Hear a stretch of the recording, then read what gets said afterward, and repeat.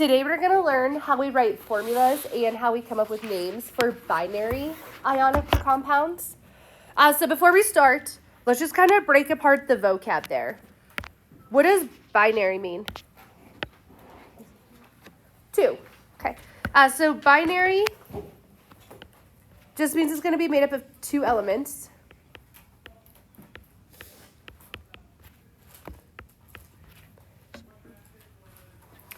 And then if they are ionic compounds, what two types of elements are they going to be made up of? Okay, so it'll be made up of a metal and a nonmetal. Okay. So these are our simplest ionic compounds. So it's really important we build a strong foundation today. We're going to build on these on Wednesday. So we're just going to look at two elements today. One will be a metal, one will be a nonmetal. And then the key is, if they're ionic, does that mean they're ions? Okay, they're each going to be charged. Charges have to cancel. So that's kind of like the name of the game when we write the formula.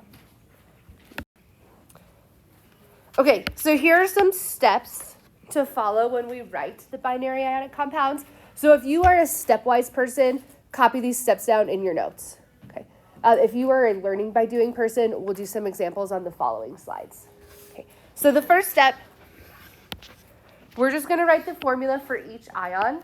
Okay. By formula, I just mean the symbol and the charge, just like this. And then second step, we're going to balance the charges. The way we do that is something called the crisscross rule. And then third, we'll reduce the subscripts if needed. So then on the following slides, we'll do a handful of examples together. Okay, so here's our first example. We're going to write the formula for when potassium and chlorine combine to make an ionic compound. The key is, whenever we write formulas, the cation will always go first. Okay, the anion will always go second. So again, let's just refresh. What is the cation? In general, what kind of charge does the cation have? Okay, so remember the cation is going to be the positive one. The anion is, okay. And then same thing for the name. So do you see how potassium is coming first? That's going to be the cation. So then what's our symbol for potassium? K. And what kind of charge does potassium get? Okay, +1. And then chlorine, what's the symbol? Cl, and what kind of charge does it get? Okay. -1.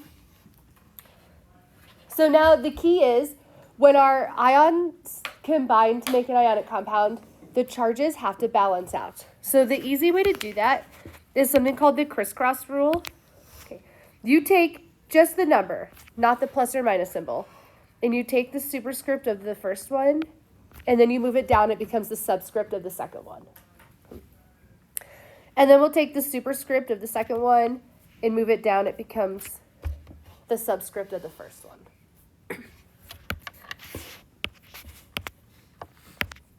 So if we were to write this, it becomes K1Cl1.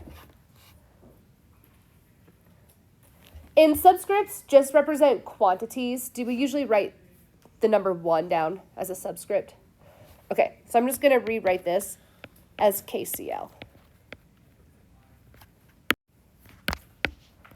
All right, we're just going to do 4 practice problems. So here we have calcium bromide. So what's your first element? Okay, what's the symbol for calcium?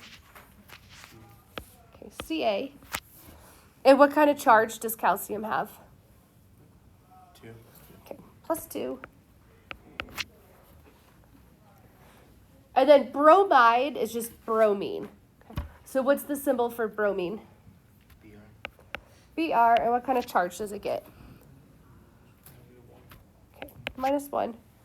Okay, so you have your charges up here. Then we do that crisscross rule.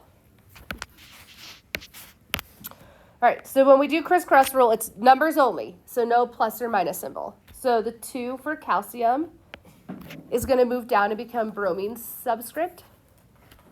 And then the 1 for bromine moves down and becomes calcium subscript. So we get Ca1, Br2.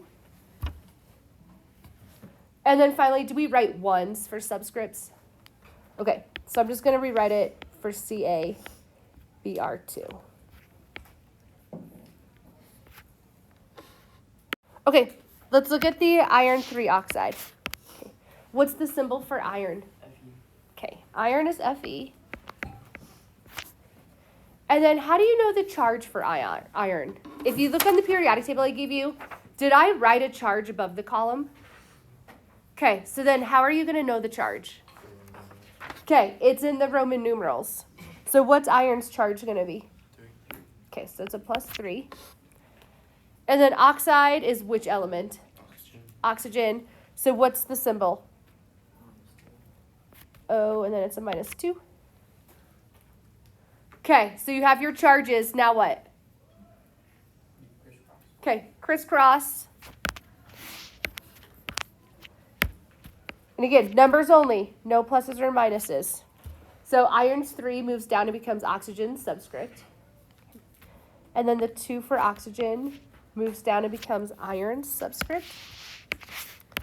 So what are we going to write for our formula? Fe2O3. Good.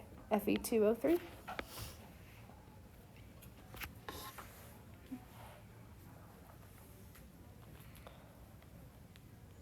Okay, do you think you can try magnesium chloride on your own? Okay, I want you to try it.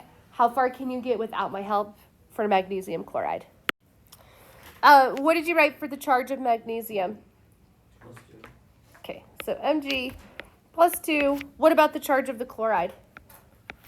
-1. Okay, so we have our charges. Now what? Crisscross. Crisscross.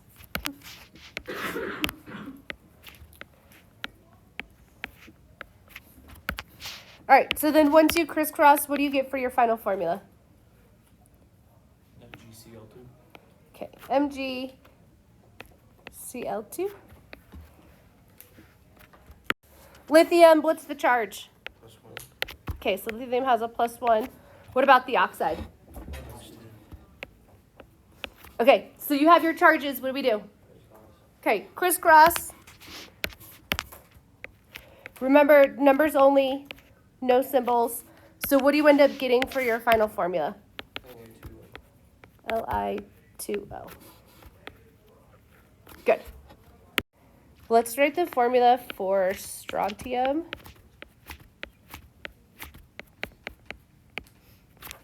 Let's use strontium sulfide.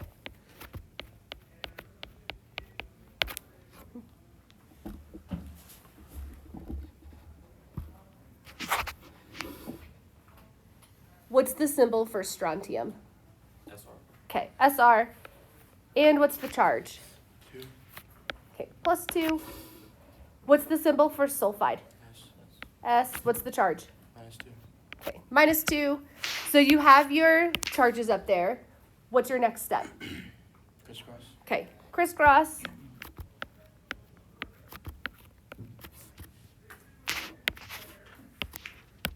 Okay, so what do you end up getting after the crisscross rule? Strontium 2 and sulfur 2. Okay, so Sr2S2, yes? Do you agree? Okay, the last part of ionic compounds, when we write the formula, we always write it in like the lowest whole number ratio.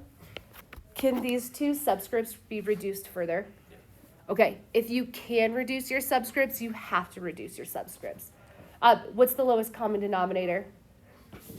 2. So if we divide them both by 2, what do we get?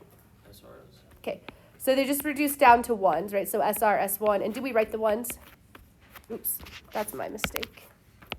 We just get SR, S1, and do we write the ones? Okay, so what are we going to write? SRs. Okay, so the reason why I added that last one is just to show you if subscripts can be reduced, they have to be reduced. All right, let's switch gears.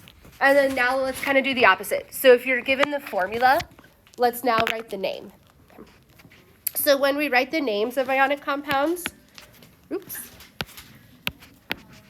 we're going to take the cation name as it is. And then we take the root word of the anion and we add "ide." Okay. So, for example, what's the name of Na? Okay. Na is sodium. What's the name of Cl? Okay, it's chlorine, but this is where we keep the root and we just drop the ending and add "ide." So chlorine is going to become chloride. Okay, so we just put it together and it just becomes sodium chloride. All right, we're going to do a couple practice problems together.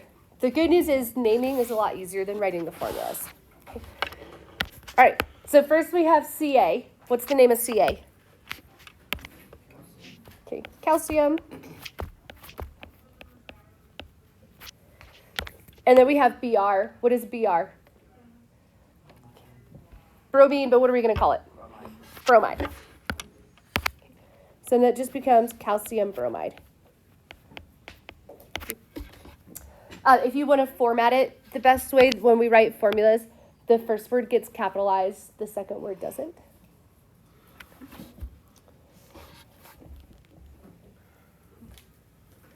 What about the 2? You don't have to say anything for the 2. So this 2, remember it just came from the crisscross rule to balance it out, but it's just calcium bromide. Okay, let's try the next one. Sr2O3. What's the name of Sr? Okay, strontium.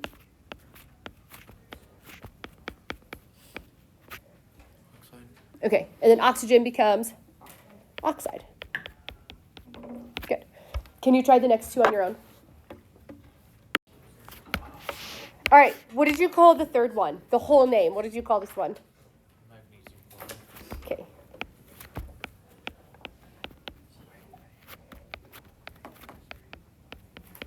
Okay, magnesium chloride. Give me like a thumbs up, you got it all by yourself. Thumbs down is like, no idea. Thumbs in the middle is you missed it, but you understand why. Good. Okay, and then what do you call the last one? Okay, lithium oxide.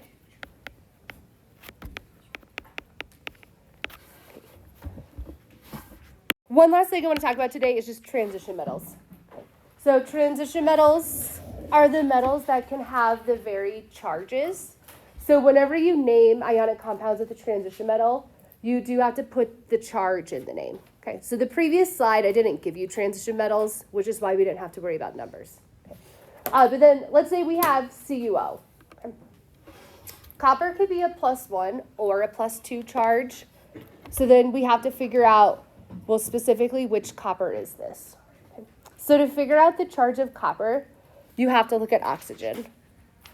What kind of charge does oxygen get? -2. Okay, so oxygen gets a -2 charge. They have to balance. So what does copper have to be? Okay, so that means copper has to be a +2. Does that make sense? Okay, so then when we name this one, we're going to write copper. And then how do we show that copper has a +2 charge? Okay, so copper gets the Roman numeral 2 in parentheses. And then oxide comes after.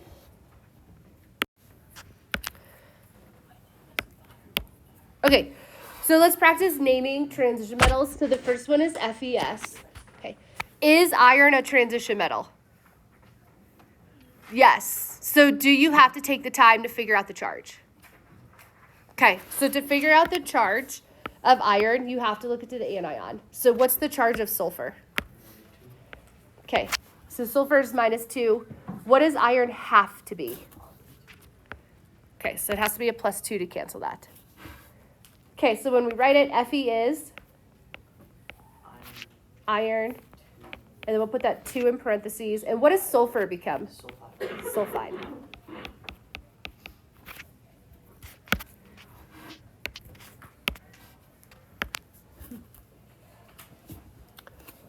Okay, are we okay on the first one? Okay, next we have CuCl2. Is copper a transition metal? Yes. So do we have to worry about the charge? Yes. Okay. So we're going to look at the chlorine. What's the charge of chlorine? Okay, so it's minus 1. Except, what's the quantity? 2. So you can think you can multiply that by 2. So what's the overall negative charge? Okay, so overall we have 2 negative charges. So what does the positive charge have to be? Okay, plus 2. So then what are we going to call this one? Okay, so we're going to call this one copper 2 chloride.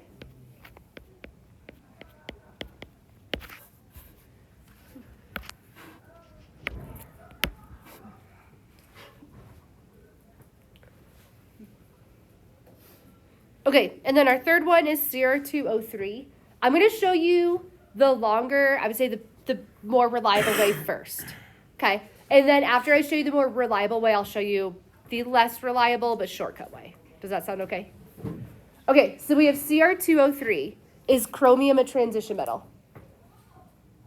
Yes. If it's a transition metal, do you have to worry about its charge? Yes.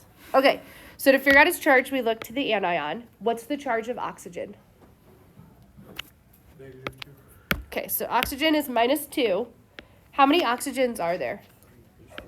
Okay, so what's the overall negative charge? Okay, so 6 negative charges overall. Are you all following my math there? Okay, so what does the overall positive charge have to be?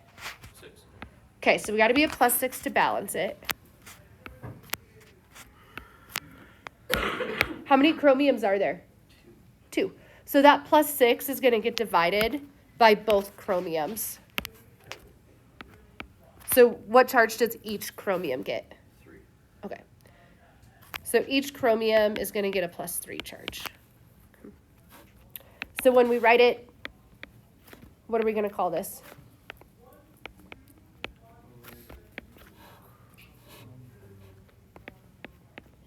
So it's going to be 3. So chromium 3 oxide. Okay, so this is the longer way. It's the more reliable way. If you follow the math on this one, you'll never get the wrong answer. Okay, but some of you, does this look really confusing? Okay, so a simpler way that's less reliable. If it's Cr2O3, can you just undo the crisscross rule? So if you undo it, what charge does chromium get? Okay, plus 3. In this case, did we end up in the same spot? Okay, this one is less reliable because if subscripts have been reduced, are you going to end up with the wrong answer? Yes. Okay, so it'd be my second choice. But if this one just isn't going to happen for you, can you do the crisscross rule and you just know maybe 10% of the time you're going to get it wrong?